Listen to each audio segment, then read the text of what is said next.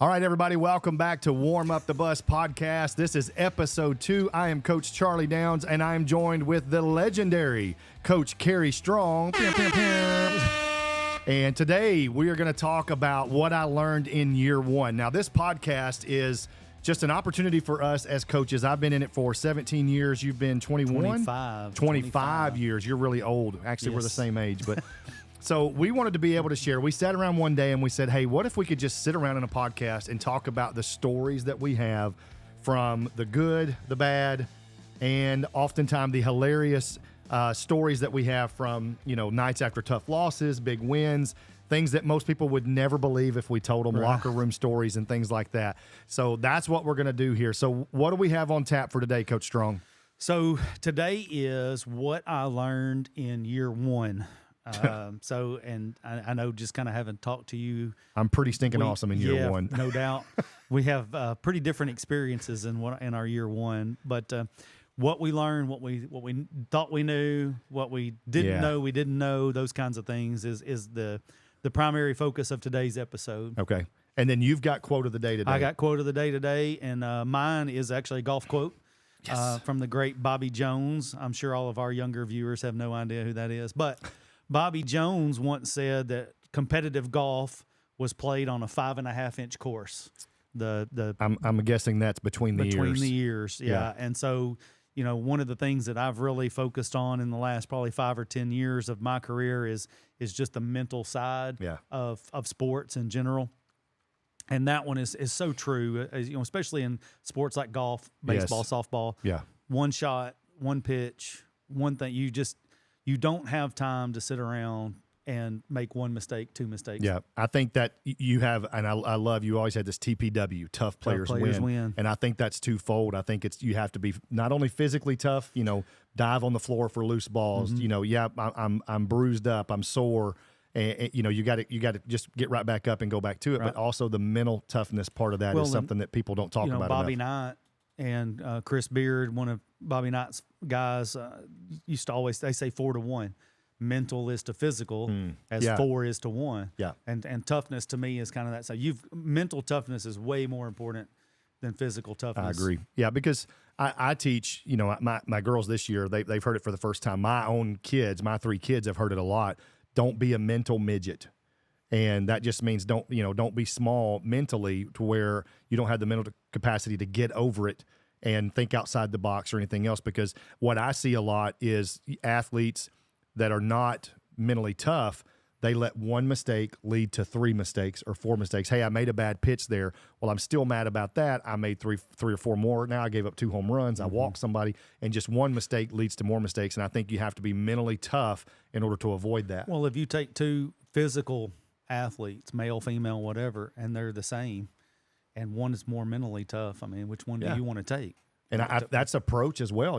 My quote last episode was confidence through preparation. Yeah. And I think that's the mental part of that as well. I'll take that kid who is mentally tough and mentally prepared to battle versus the kid who's physically talented, but when it comes down to it in the mental part of it, they're going to fold up shop. I was talking to a guy this past week, and he was talking about athletes that when it got down to crunch time, when it got down to the important time, did they step up or did they wither away? That's right. And it's it's maybe not necessarily something that you can teach, but it is something that is worth teaching, if that makes any sense at all. And I think sometimes we as coaches, our mental toughness can bleed over into those kids, because I've been guilty of this. We're going to talk about, let's kind of segue into year one. Okay. One of the things that I was really bad about, now my year one is totally different. Okay, so just a little bit of my story.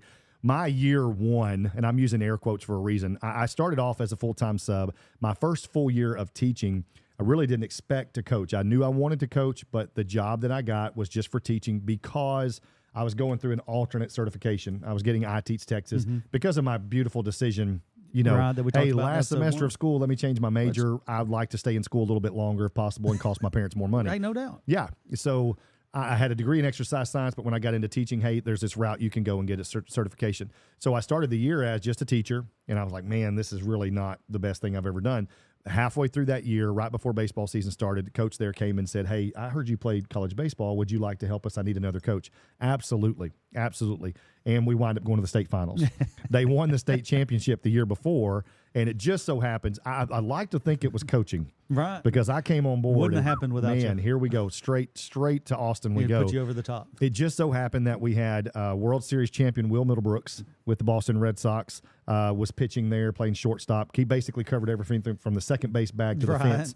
And then we had Zach Fowler pitching as well, and a host of other really good players there. They just celebrated their 20th anniversary of their 2006 state championship. Doesn't that make you feel old, doesn't it? Yeah, it does. Yeah. But so my first full year, one of the things that probably got me and that I can look back on is I was not very mentally disciplined, I guess. Mentally, we're talking about mental toughness, but I had a bad tendency. I couldn't let it go. I would stay in it. I would stay mad. You know, I would go after officials. Ruin your whole day. Yeah, well, it ruined the whole game. Yeah. And the players, all of a sudden, I start noticing the players are doing the same thing. They're chirping at the officials. They're letting that one mistake they made in the first inning go, and now that we're the third inning, they can't let it go. Mm-hmm. And I learned very quickly that they're watching me, and I'm still not great at it. I think a lot of coaches. It's a process. Like real self-realization. Yeah, I used to watch as a baseball guy. When I started coaching, I would watch Mike Scioscia. Yeah, and he was coaching the Angels at the time. And dude, they could be up 50, they could be losing by 10, and have 14 errors, and he's the whole time he's just chewing seeds, whatever. And he never changed his face. And I thought, man, I want to coach like that. I want to be able to coach my kids and keep that mentality because they don't see me sweat. Right. They're not seeing me overreact or anything like that. So I think for me, year one, I was overly competitive, number one. And I think my mental toughness, I felt like I was mentally tough, but I don't think I was mentally disciplined in that first year. And yours was totally, I started off high school baseball straight to Austin. I still got the silver medal. And true story, my silver medal is still at Rick Fowler's house. I don't even have it. That's how much value. Nice. I was like, yeah, it's a piece of crap. We didn't win gold. Yeah. First year. I'll be back. Don't you worry. I'll be back. And by the way, I have not been back. Yeah, mine was completely different. I started off, I had no idea what I was doing, no idea how to even get it on. We've talked a little bit before. There's a guy that I was student teaching with, Coach Lamore, and he brings me this note and says, hey, this guy needs a junior high coach. And it's got this guy's name on it, his school, and his phone number. And so I thought it was somebody that he knew. He'll be expecting my call. Spoiler alert, not somebody Coach Lamore knew.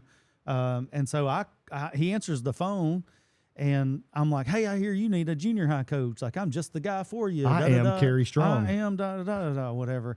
And to his credit, he didn't think like, man, this guy's an idiot or whatever. Called me in, had an interview. I ended up getting hired as a junior high football, junior high basketball, and assistant baseball. Football. And so I just, I jumped into it, and I had no idea.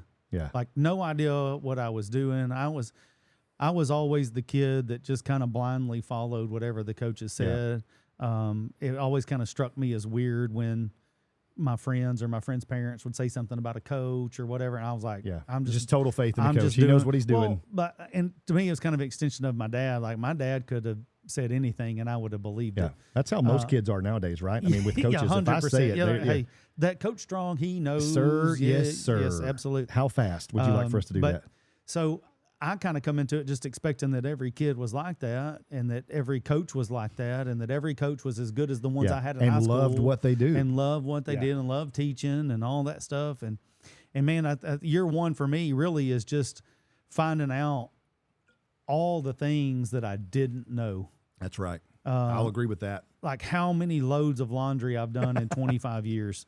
I can't even keep up with a count year to year or 6 weeks to 6 weeks. It's just lesson plans and parent meetings. And, I knew football-wise I didn't have a background as far as the X's and O's and things like that go. So that was probably a little better than the basketball and the baseball. I felt like I knew baseball and basketball. And, man, let me tell you, if I could go back 25 years and talk to myself, I might slap myself around a little bit and just tell myself to shut up and listen a little bit more. And when I started, I would consider my first year after we left after baseball season that year, I decided that if you guys can't win a state championship, I'm out of here. So I decided to go. My wife and I, me and LeBron. Right. I've decided to take my talents down to 1A, James Bowie. I'm going to be a Pirate for life. So my wife and I both got jobs, and that was a big drawing point there was we got a job there on campus. We lived on campus. Right. It was an awesome. They had the old Works Progress houses there that are still there. But that was what I would consider my first full year. And I'm like you, football was an eye-opener to me.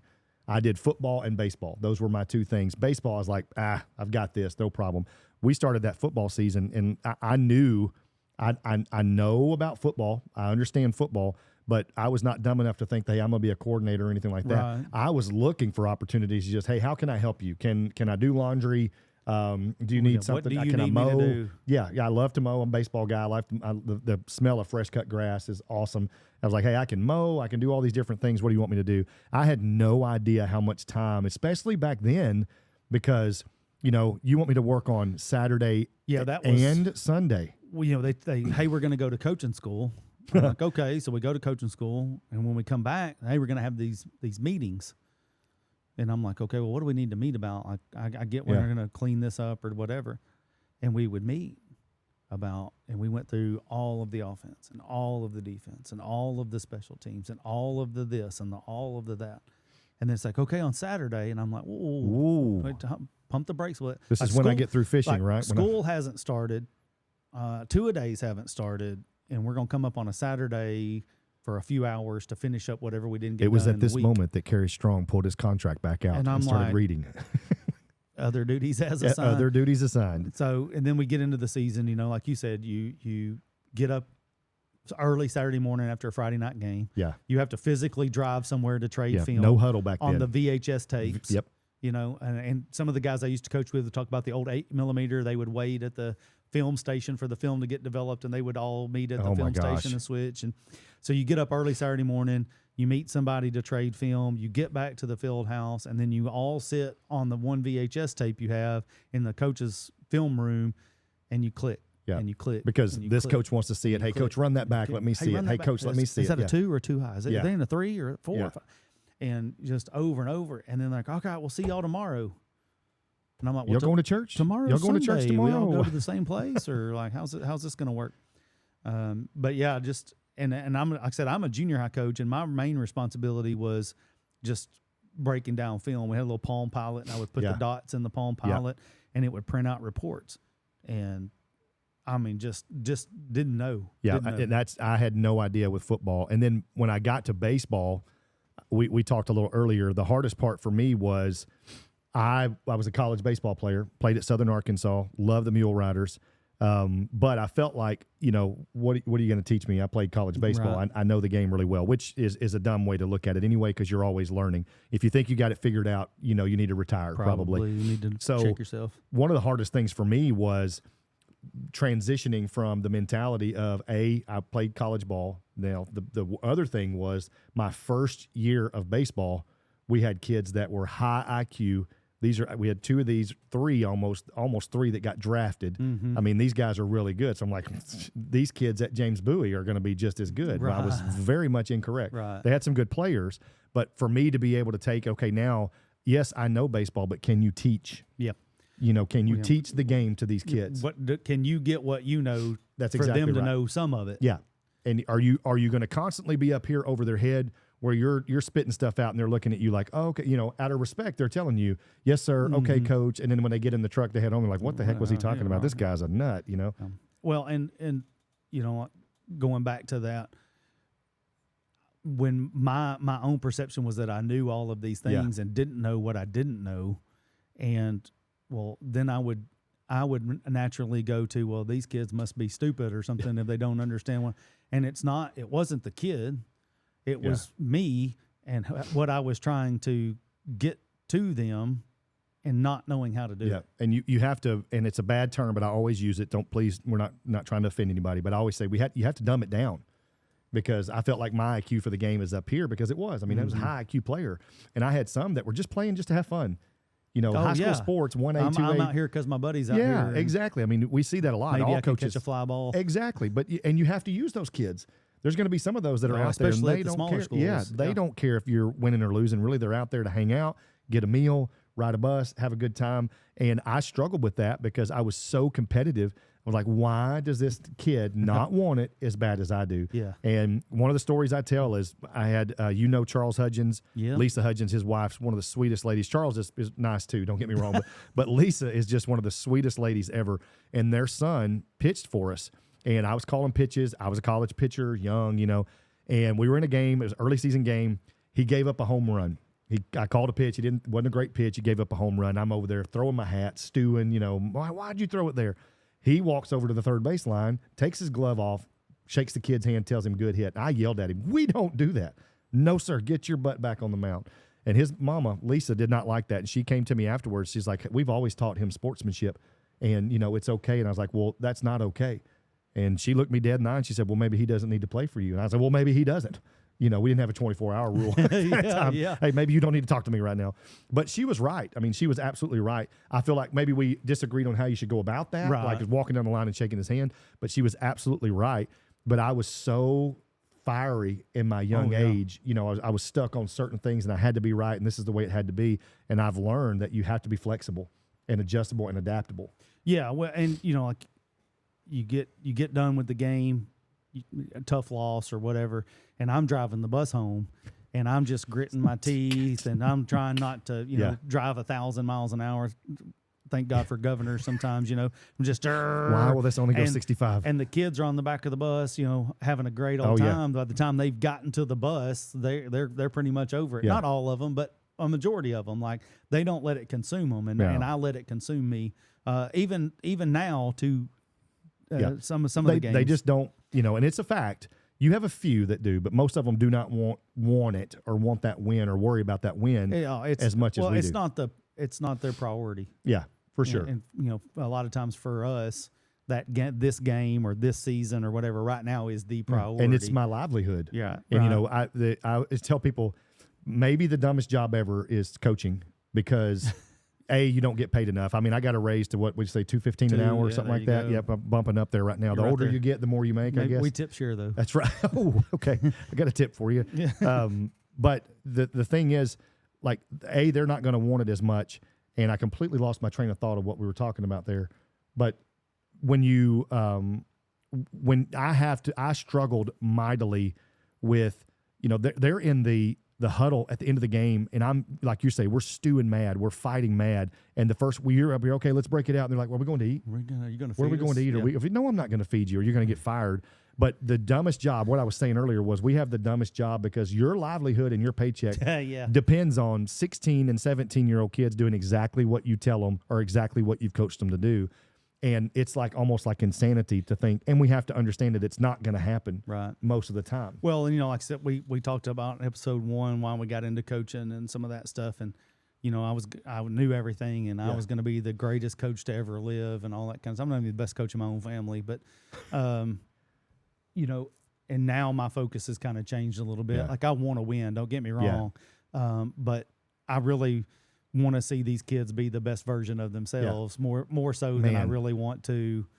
If I had $1 for every time I've told my kids that, hey, you can make B's, my own personal kids. I mean, and I coach and teach my players like I would talk to my own kids, because I'll tell my daughter all the time. She's like, well, I can make a B, or I can make that. Yeah, but you can make an A. Yes. Don't settle for mediocrity, and be the best version of you. I'm not worried about anybody else. Just if we can get the best version of you, then we get the best version of us. Yeah, we can throw out 9 million little cliches, man, no doubt. You versus you. Yeah.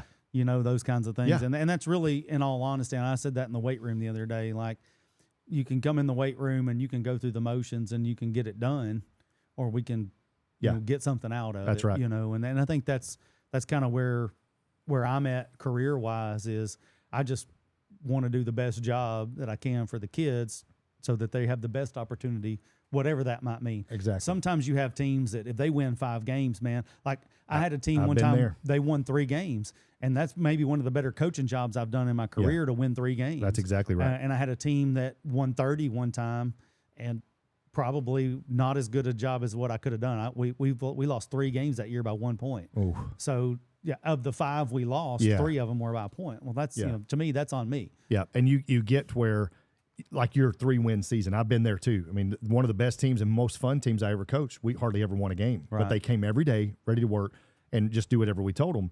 But that goes back to, in situations like that, you have a good realization or, this aha moment that these kids are not going to college to play sports. We're teaching them life lessons through sports. What's that old NCAA commercial they used to have? Most of these kids are going pro in something other than sports. That's exactly right. But the lessons that we're trying to teach you with mental toughness and things like that and preparation, when you get married, I tell kids all the time, when you get married, you got to fight for your marriage. It's work every day. It's tough. I mean, it's great, huh? Sarah's probably watching. My wife will agree with you. Yes, I know my wife also will named agree. Sarah. Yeah, both of our wives are named Sarah, so don't think that's awkward if we say Sarah. Let's just make sure we clarify that. But yeah, a lot that we learned in year one. But I love what you said. Like, I thought I knew it all. I learned very quickly that I didn't. I had a lot more things that I didn't know than what I did. That's exactly right. All right, so before we do our snack challenge of the day, let's do shout out of the day.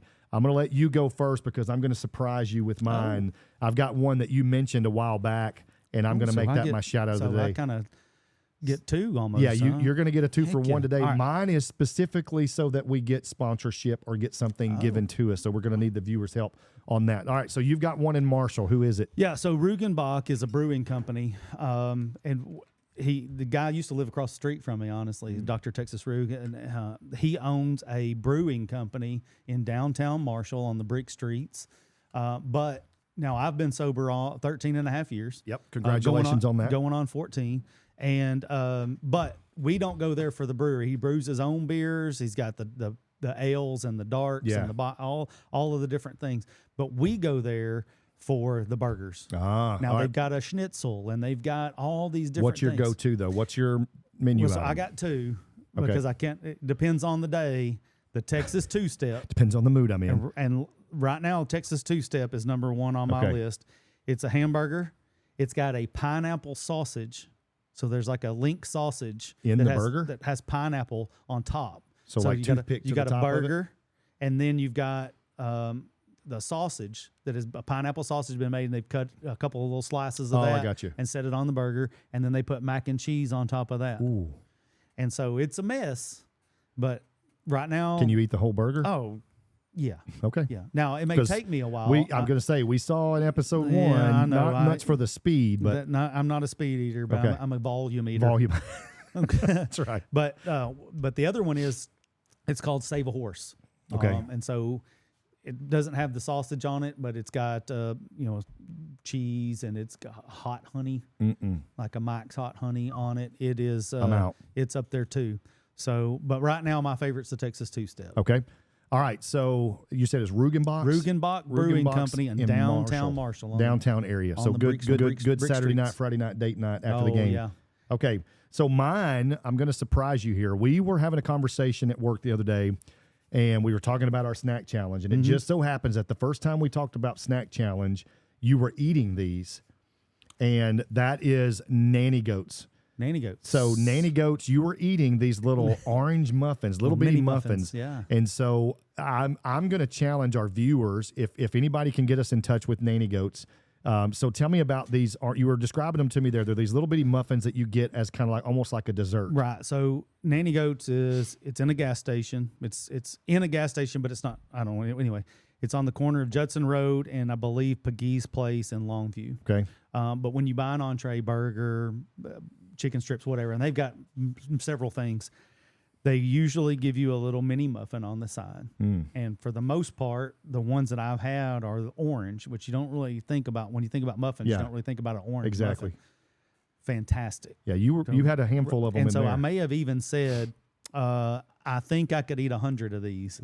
Now, obviously, we know I can't do it in a minute. I'm gonna look. Yeah, I might eat. I learned a lot in episode 1. 2 in a minute, but volume wise, maybe I could give you time. Maybe I could eat 100 in a 25-minute podcast. Okay, so all right, so maybe that's the challenge. Either we do who can eat the most, which I probably eat 1,000 of them, but can he eat 100 or 50 or something in an episode or something 25 like that? minutes? Yeah. So we need some help reaching out to nanny goats if they're watching, anybody associated with that, or maybe we could tag them because we're going to be on YouTube. Good.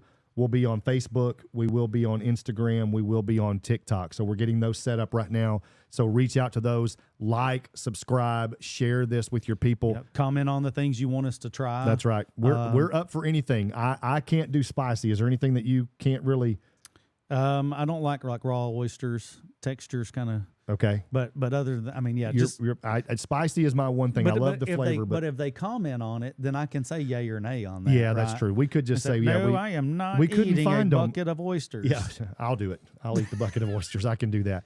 All right, so Nanny Goats and Rugenbach's in Marshall. So let's get to our snack challenge. We're going to mix it up today. We're going to go head-to-head challenge after episode 1, where we tried to eat 4 bags of Funyuns in 1 minute, and we ate 3/4 of a bag. So today we are fully sponsored by Big Deborah or Little Debbie, and we've got zebra cakes. Now these came out of my backpack from Snack Bag, so we've got the backups here. So the question is going to be, in 1 minute, who can eat the most? Oh. And you just said that you're not built for speed. No, if I can get 2 down in a minute, I'm gonna be impressed. Okay, and I'm gonna try for as many as I can. Now I'm gonna get our countdown going. You guys will be able to hear the countdown. We're putting 1 minute on the clock. And so after 1 minute, let me go ahead and open this one up. I'm going to say 2 for me. I got 1 open. He's already got 2. I've got 2 open. He's feeling confident. Yeah. And what'd you say about sugar on this? So we're going to get our sugar for the day of like 66%. Yeah, I think 1 package, 2 cakes is 66% of our daily value. So if you're my doctor, just go ahead and turn it off right now. Yep. And our wives probably don't want to watch this either. So, all right. On your mark, zebra cake in hand. Oh, I don't even like these things. And go. What's taking you so long? Oh, my God. That is hard to chew. How did you do Funyuns? I didn't, remember? At least my breath will be if you recall, I did not. I did not finish 1 bag. Oh. Hey, I think I'm doing pretty good. I got 1 down. That one counts as a half. Shut up. All right, 20 seconds. Gosh. This segment sponsored by Gluttony. Goodness. I think that's going to be it. I think I'm going to get 1, though. Oh, 3, 2. All right. Winner. I was able to eat 1 full bag and 1 cake to 1. So you're not built for speed. I'm built for speed and endurance, I believe. My body is not built for speed, but apparently I can eat very fast. So we've got to get another snack challenge. I know you have a list. Oh, yeah.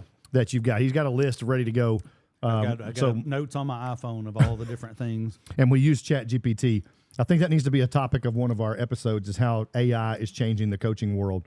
Because you sent me a text the other night. Hey, man, I've gone down the rabbit hole of ChatGPT and AI. Well, they asked me the question at the bottom, and I'm always like, yeah, would you like for me to do this? Would you like, as a matter of fact. The 1 page turns into like 50 pages of stuff. Yeah, we'll have to reach out to that, dig into that a little bit on another episode. But so this has been episode 2. I'm the winner of Snack Challenge. This week, we've got the Little Debbie. Hey, leave us a comment and let us know what you would like to see us either go head-to-head, or Coach Strong can tackle this by himself. And if you got somebody that you would like to see on the show, that'd be awesome. A coach that you know, or a former player, or something like that, comment on that as well. Or anything like that. Yes. Anything like that. We will absolutely have some handmade food. Absolutely. We would love to eat that in front of you. But we've got some ideas. If we get some coaches to come on, we've got a few that we'd like to invite on here. Larry Minner, by the way, we're calling you out right now. We'd like to have you on the show. You might be our first guest. But we've got some questions we like to ask them. We've got kind of a gauntlet that we send them through top 10, like, hey, what's your best year, worst mistake, best locker room story? We both got a really good locker room. When did you know you were for sure going to get fired? Yeah, exactly. At what moment did you know for sure that you're not coming back? When did you update your resume? But that's going to wrap up episode 2. This is Warm Up the Bus. Again, we're just trying to share some of the good, bad, and hilarious. If you've got ideas for us, let us know. Thanks for joining us on this episode. We'll see you again next time on Warm Up the Bus.